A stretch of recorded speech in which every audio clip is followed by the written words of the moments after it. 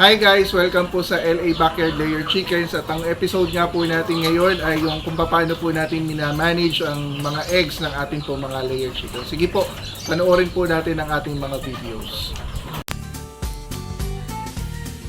Ito po yung mga nilay na eggs natin. Dito po sa cage na to, meron po tayong 3 eggs. 3 eggs din po rito sa side na to. At 3 eggs din po dito. 2 eggs naman po rito. Another 2 eggs. 2 eggs din po dito.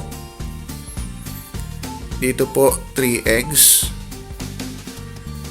At dito po ay 2 eggs. Ito po yung second row. At yung last row po sa baba, dito po ay may 4 eggs. 3 eggs po dito. Another 4 eggs here. And 3 eggs po dito.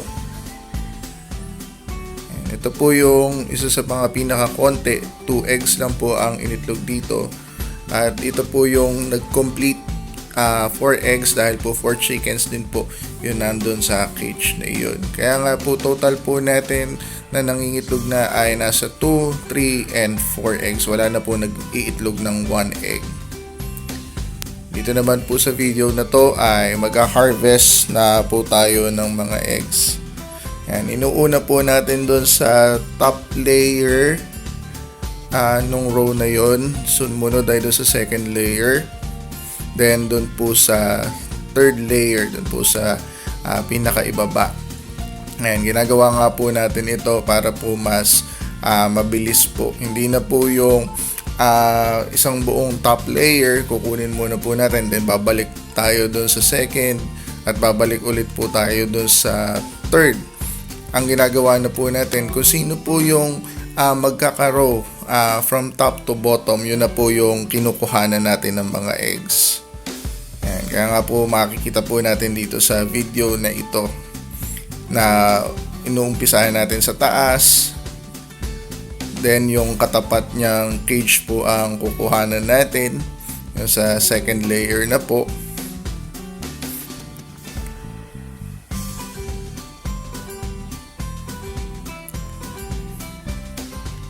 And then yung last nga po ay yung bottom layer.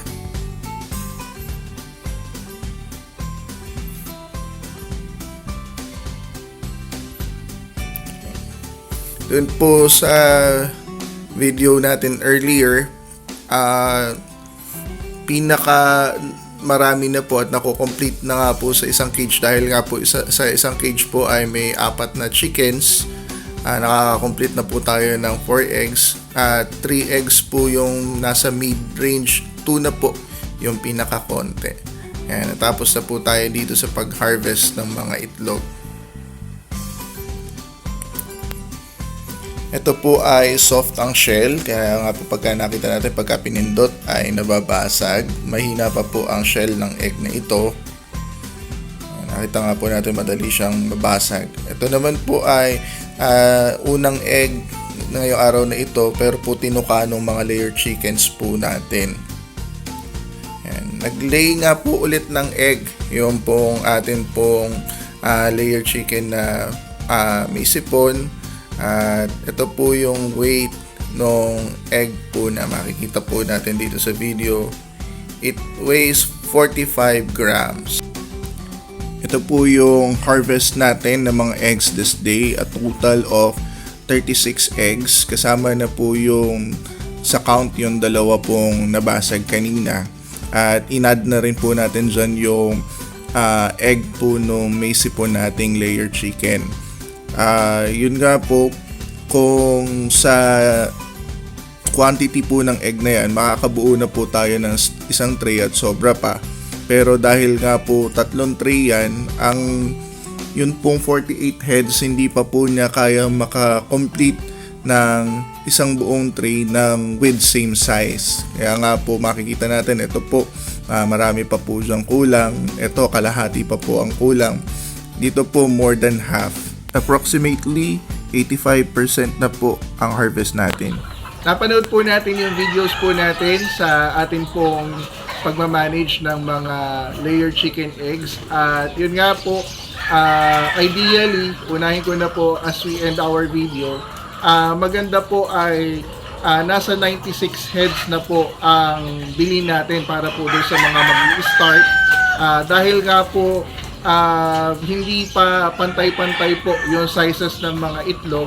Although makaka-complete na nga po tayo ng almost 1 month sa kanila, makaka-complete na nga po tayo ng isang tray, pero yun nga po, iba-iba yung sizes. So dahil nga po uniform ang pagbebenta po natin ng mga itlog, mag-iintay pa po tayo at least 2 days. At yun nga po, may shelf life ang itlog, yung freshness po nila magiging apektado. Kaya nga po, if I will advise yung pong mas newbie pa sa akin, I advise them to invest, mag-ipon na po para po sa 96 heads or 2 sets po ng 48 heads na layer chickens. Dahil nga po, yun po, makaka-complete po kayo doon. Possibly, mas malaki po yung chance ng isang tray, bali po 2 trays ng bawat sizes ng itlog. Kaya nga po, doon sa day mismo na yon ay maibebenta nyo na po siya. Every day po may kita na po kagad kayo sa 2 tray. Unlike po sa 48 heads na mag-iintay pa po kayo at least 2 days para po makabuo ng isang tray ng size na yon para po maibenta nyo po. Kaya nga po kung may magsisimula po, as our experience, yun nga po yung sinasuggest ko po, ina-advise ko po doon sa mga mag-i-start po ng layer chicken. Kaya nga po, hopefully itong video na to ay naging informative po sa atin sa pagmamanage po ng ating pong eggs ng mga layer chickens. Kaya po, continue to like, share, and subscribe. Continue to support LA Backyard Layer Chicken.